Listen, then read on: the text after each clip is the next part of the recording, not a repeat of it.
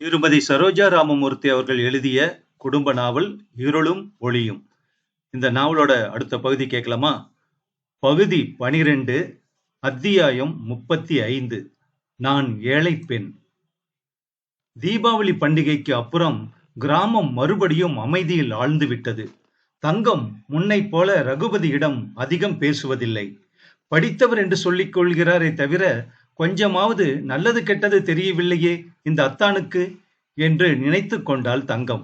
ஏற்கனவே ஊரார் அவளை கல்யாணம் ஆகாமல் குதிர் மாதிரி நிற்பதாக வர்ணித்து வந்தார்கள்.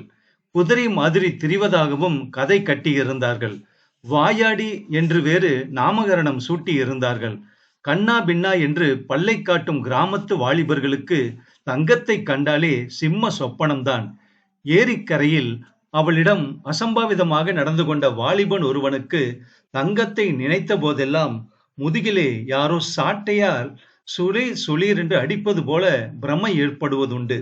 துணிகளை துவைக்கும் தங்கத்தின் எதிரில் சிரித்து கொண்டே நின்றதன் பலனை அனுபவித்திருந்தான் அவன். தங்கம் அவனை ஏறிட்டு கூட பார்க்கவில்லை. பச்சை தண்ணீரில் புடவையை நனைத்து முறுக்கி பிழிந்து கல்லின் மீது பட்டு பட்டென்று அடித்தாள்.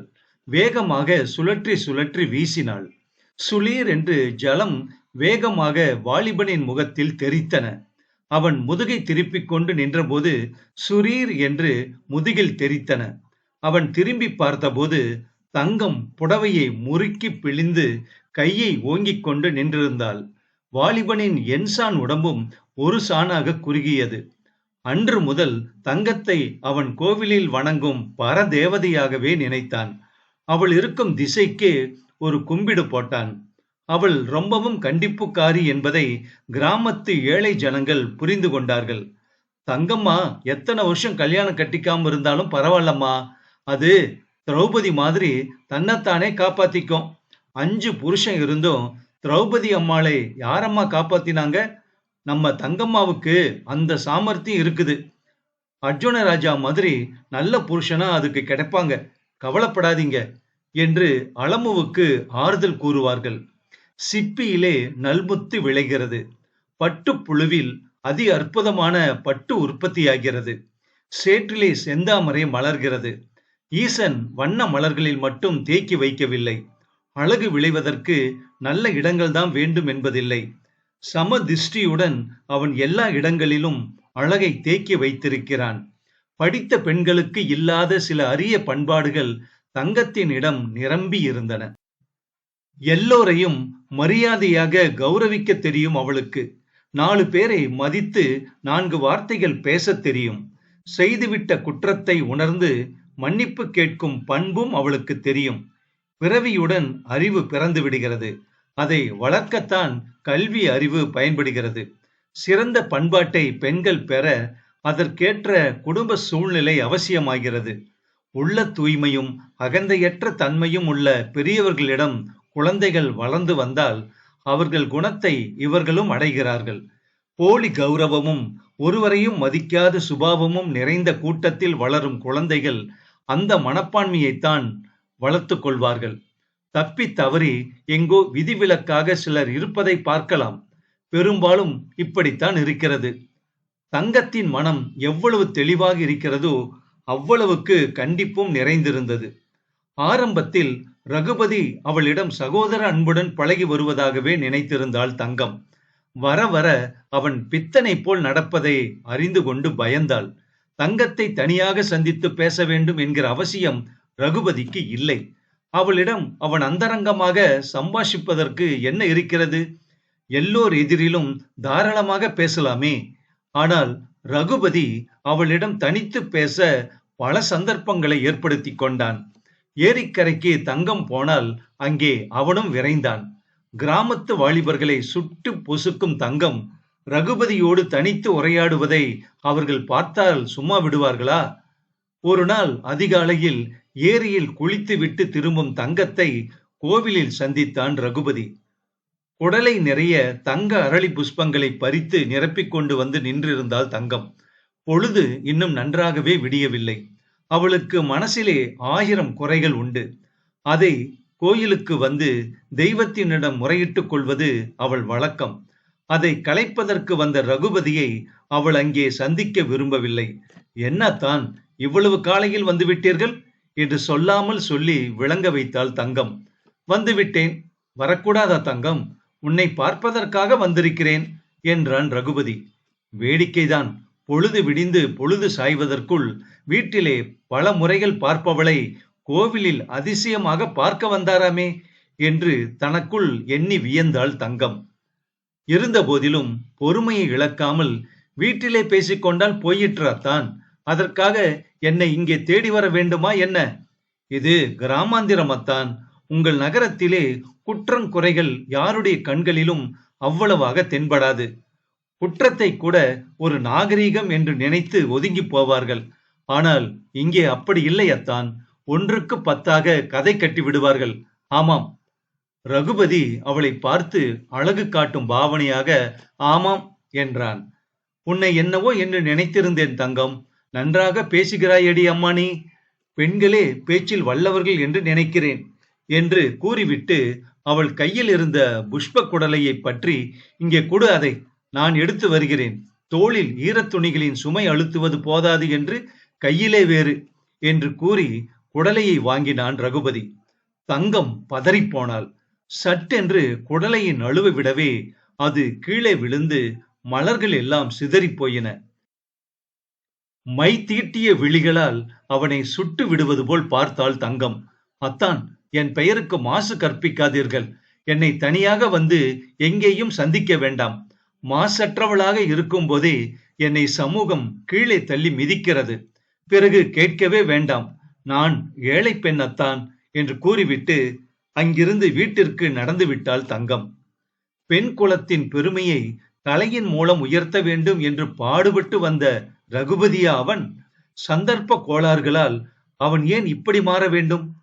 கணவனின் நன்மை தீமைகளில் பங்கு கொள்ளாத மனைவியை அடைந்த குற்றம்தான் காரணமாக இருக்க வேண்டும். சாவித்திரிதான் அவன் இப்படி மாறி வருவதற்கு காரணமானவள். ரகுபதி இனிமேல் கிராமத்தில் இருப்பதில்லை என்று தீர்மானித்துக் கொண்டான். அன்றே பகலில் சாப்பிடும்போது அலமுவிடம், அத்தை, நான் ஊருக்கு போகிறேன். அம்மாவை விட்டு வந்து எவ்வளவோ நாட்களாகின்றன. சரஸ்வதியும் ஊரில் இல்லை என்றான். இவ்வளவு நாட்கள் இங்கே இருந்துவிட்டு உன் வேட்டகத்துக்கு போகாமல் திரும்புவது நன்றாக இல்லை ரகு. போய் உன் மனைவியை அழைத்து பாரேன். என்னவோ அப்பா, எனக்கு தெரிந்ததை சொல்லுகிறேன். அந்த வீட்டுக்கு உங்களால் தான் ஒளி ஏற்பட வேண்டும் அப்பா. மன்னிக்கு ஒன்றுமே தெரியாது. பாவம், அவள் மனம் புழுங்கி சாகிறாள் ரகு. அவளுக்காகவாவது நீ சாவித்திரியுடன் வாழ்ந்துதான் ஆக வேண்டும் என்று உருக்கமாக கூறினாள் அலமு அத்தை. ரகுபதி எவ்வித தீர்மானத்திற்கும் வராமல் பெட்டி படுக்கையை கட்டி கூடத்தில் வைத்துவிட்டு வெளியே போய்விட்டான். அத்தியாயம் 36. காணல் நீர். விசாலமான ஏரியில் காற்றினால் எழுப்பப்பட்ட சிற்றலைகள் நெளிந்து சுருண்டன. சுரீர் என்று வானவீதியில் பவனி வரும் சூரியனின் பொன் கிரணங்கள் நீரில் தவழ்ந்து விளையாடின. நல்ல மழை காரணமாக ஏரி தழும்பி வழிந்தது. அதற்கடுத்த வயல்களில் நல்ல விளைச்சல். குழந்தையை காக்கும் தாயை போல கிராமவாசிகள் பயிர்களை கண்ணின் கருமணி போல காத்து வந்தார்கள். அவர்கள் வாழ்வும் தாழ்வும் அதில்தானே இருக்கிறது. டைப்படித்து பிழைப்பவர்களாக இருந்தால் ஓரிடத்தில் வேலை போனால் இன்னொன்று என்று தேட இடம் இருக்கிறது. ஆனால் தொழிலாளிகள் அவர்கள் கற்ற தொழிலைத்தான் போஷித்து வளர்க்க வேண்டி இருக்கிறது. அவர்களை வாழ வைக்கும் மண்ணை நம்பி குடியானவர்கள் வாழ்கிறார்கள். அதில் கிடைக்கும் பலாபலன்களை ஆவலுடன் எதிர்பார்த்து காத்திருக்கிறார்கள். மணிமணியாய் கதிர்களில் நெல்மணிகள் அரும்பி இருந்தன. ஆயிற்று. கார்த்திகை மாதம் பிறந்து விட்டது. மார்கழியும் போனால் தைப்பொங்கலுக்கு முன்பே அறுவடை செய்து விடுவார்கள். உழைப்பின் பலனை அனுபவித்து உள்ளம் நிறைவு பெறுவார்கள். வீட்டில் பெட்டி படுக்கையை கூடத்தில் வைத்துவிட்டு ரகுபதி ஏரிக்கரைக்கு வந்து உட்கார்ந்திருந்தான். தொலைவில் சாலையில் இரட்டை மாட்டு வண்டி ஒன்று ஆடி அசைந்து வந்து கொண்டிருந்தது. 12:30 மணி பஸ் வந்து போய்விட்டது என்பதற்கு இந்த சவாரி வண்டிகள் தான் அத்தாட்சி. ஏனெனில் வெளியூரில் இருந்து வருபவர்கள் ரயில் நிலையத்தில் இருந்து கிராமத்திற்கு வருவதானால் மத்தியானம் இந்த பஸ்ஸிலாவது அல்லது மாலை 5:30 மணி பஸ்ஸிலாவது தான் வர முடியும். அப்படி பிரயாணிகளை கருணையுடன் சுமந்து வரும் பஸ் அவர்களை ஏரிக்கரையில் இருந்து 1 மைல் தொலைவிலேயே சாலையில் இறக்கிவிட்டு போய்விடும். கால்களில் தெம்புள்ளவர்கள் நடந்து கிராமத்தை அடைந்து விடுவார்கள். இல்லாவிடில் மாட்டு வண்டியில் தான் வந்து சேருவார்கள். சிறிது நேரம் வண்டியை கவனித்த ரகு அசிரத்தையுடன் வேறு பக்கம் தன் பார்வையை ஓட்டினான்.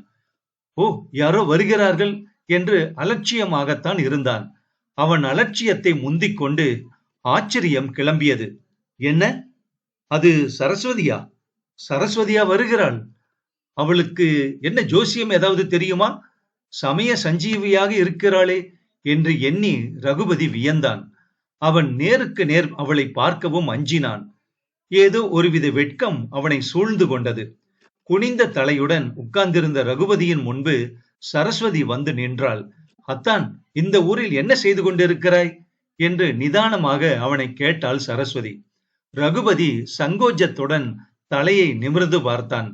குற்றவாளியைப் போல் மென்று விழுங்கினான். வார்த்தைகள் தடுமாற, நீயா வந்திருக்கிறாய் சரசு என்று அழைத்தான். ஆமாம் அத்தான், மைசூரில் இருந்து நேற்று புறப்பட்டேன். உன் கடிதம் வந்தது. இனி தாமதிப்பதில் பிரயோஜனமில்லை என்று புறப்பட்டேன். 1 வாரத்திற்கு முன்பே வந்திருப்பேன். சில கச்சேரிகளுக்கு ஒப்புக்கொண்டதால் என்னால் வர முடியாமல் போய்விட்டது. ஏரிக்கரையில் நீ உட்கார்ந்திருப்பதை பார்த்து நான் இங்கேயே இறங்கிவிட்டேன் என்றாள் சரஸ்வதி. இன்று மாலை நானும் ஊருக்கு புறப்படுவதாக இருக்கிறேன் சரசு. நீயும் வருகிறாய் அல்லவா என்று கேட்டான் ரகுபதி. ரொம்ப அழகாக இருக்கிறதே நீங்கள் சொல்வது. நான் வராமல் இங்கே என்ன வேலை எனக்கு என்று கேட்ட சரஸ்வதி சற்று தனிவாக, அத்தான், தீபாவளிக்கு நீ ஊருக்கு போகவில்லையாமே? அத்தைக்கு எவ்வளவு ஏமாற்றமாக இருக்கும் அத்தான். பாவம் என்றாள் சரஸ்வதி. ஆமாம், போகவில்லை சரசு. பெண்களைத்தான் சஞ்சல புத்தி உள்ளவர்கள் என்று நம் பெரியவர்கள் வர்ணிக்கிறார்கள். ஆனால் உன்னிடம் நிரம்பியிருக்கும் மனோ உறுதி எனக்கு இல்லாமல் போய்விட்டது. பாதி வழியிலேயே நான் இங்கு வந்து விட்டேன். ஆனால் நீயானால் மைசூர் பிரயாணத்தை வெற்றிகரமாக முடித்துக் கொண்டு திரும்பி வந்திருக்கிறாய் என்றான். சரி, இங்கே எதற்காக வந்தாய்? யாருக்காக வந்தாய்? உன்னை நாடுபவளை நீ நாடி போகாமல் காணல் நீரை நம்பி வந்திருக்கிறாயா? தங்கத்தை என்ன என்று நினைத்துக் கொண்டு வந்தாயத்தான்? மலையில் இருந்து பள்ளத்தில் வழியும் அருவி பார்ப்பதற்கு ரம்மியமாகத்தான் இருக்கும். தொலைவில் நின்று அதன் அழகை நினைத்து வியக்கலாம், பார்த்து ரசிக்கலாம். தவறிப்போய் அதில் காலை வைத்தோமானால் பரலோகம் போக வேண்டியதுதான். நீ மனமானவனத்தான். உன்னுடைய கடமையை புறக்கணித்து விட்டு தங்கத்தை பார்க்க நீ வந்திருக்கவே கூடாது. அந்த பெண் பாவம், வெகுளி. அவளுக்கு என்ன தெரியுமத்தான் என்று படபடவென கூறினாள் சரஸ்வதி. ரகுபதி அப்படியே செயலிழந்து நின்று விட்டான். சரஸ்வதி சங்கீதத்தில் தான் தேர்ந்தவள், தர்ம சாஸ்திரத்திலும் தேர்ந்தவளா? படபடவென்று வார்த்தைகளை கொட்டி அத்தானை கோபித்துக் கொண்டோமே என்று சரஸ்வதி வருந்தினாள். பிறகு கொஞ்சம் சமாதானம் அடைந்து, ரொம்பவும் இளைத்து போய் விட்டாயத்தான். அத்தை உன்னை பார்த்தால் உருகி போய் விடுவாள். வா, வீட்டுக்கு போகலாம். தங்கத்தை பார்க்க வேண்டும் போல் இருக்கிறது, வா என்று அன்புடன் அவனை அழைத்தாள் சரஸ்வதி. ரகுபதி பேசுவதற்கோ தர்க்கம் செய்வதற்கோ ஒன்றுமே இல்லை. மறுமொழி கூறாமல் சரஸ்வதியுடன் அவன் வீட்டை நோக்கி நடந்தான். அவர்கள் வீட்டை அடையும் போது மாலை 3 மணிக்கு மேலாகிவிட்டது. கொள்ளை பக்கம் மாட்டு தொழுவத்தில் இருந்து தங்கம் சரஸ்வதி வருவதை கவனித்து விட்டாள். சந்தோஷத்தால் அவள் மனம் துள்ளியது. துள்ளி ஓடும் கன்றை போல சரசக்கா என்று வாய் நிறைய அழைத்துக் கொண்டு முற்றத்துக்கு வந்து சரஸ்வதியை இறுக சேர்த்து அணைத்துக் கொண்டாள் தங்கம். என்னை பார்ப்பதற்குத்தானே அக்கா இவ்வளவு தூரம் வந்திருக்கிறாய்? என்னிடம் உள்ள வாஞ்சையினால் தானே அக்கா இங்கே வந்தாய் என்றெல்லாம் சந்தோஷம் தாங்காமல் கேட்டாள் தங்கம். ஆமாம் தங்கம், அதற்காகத்தான் நான் வந்தேன். தங்கம், நீ எப்படி இருக்கிறாய் என்று பார்ப்பதற்குத்தான் வந்தேன் என்று சரஸ்வதி கூறி அவளை சேர்த்து அணைத்துக் கொண்டாள். சரஸ்வதியின் பேச்சு குரலை கேட்டு அலமு உள்ளிருந்து முற்றத்துக்கு வந்தாள். வந்தவள் திகைப்பும் பயமும் ஒருங்கே அடைந்தவளாக, நீயா வந்திருக்கிறாய் சரசு? உன் அத்தானை பார்த்தாயா? தீபாவளிக்கு ஊருக்கு போகாமல் இங்கே வந்து உட்கார்ந்து விட்டான். என்ன சொன்னாலும் கேட்கவில்லையடி அம்மா. நான் என்ன பண்ணுவேன் சொல்? மன்னிக்கு தெரிந்தால் என்னைத்தான் குற்றம் சொல்லுவாள். நீ என்ன சொல்லுவாயோ என்று கூட நான் பயந்து செத்தேன் போ என்று சரஸ்வதி எதையும் கேட்பதற்கு முன்பே படபடவென்று பேசினாள் அலமு. அலமு அத்தைக்கு பயமா? அதுவும் என்னிடம் ஏற்பட்ட பயமா என்று சரஸ்வதி நினைத்து பார்த்து கொண்டாள். அவள் எல்லோரும் பயப்படும்படியாகவா இருக்கிறாள்? தர்மத்தைக் கண்டு அதர்மம் அஞ்சுகிறது. சத்தியம் அசத்தியத்தை வெல்லுகிறது. பொறுமை கோபத்தை விரட்டுகிறது. நன்மை தீமையை அளிக்கிறது. அவ்வளவுதான். சரஸ்வதியை கண்டு யாரும் பயப்பட வேண்டியதில்லை. நற்குணங்களை போற்றும் அந்த பெண் சாதாரணமானவள். சரஸ்வதி புன்சிரிப்புடன் அலமுவை பார்த்து சிரித்துவிட்டு உள்ளே போய்விட்டாள். இந்த நாவல் அடுத்த பகுதியில் நிறைவு பெறுகிறது.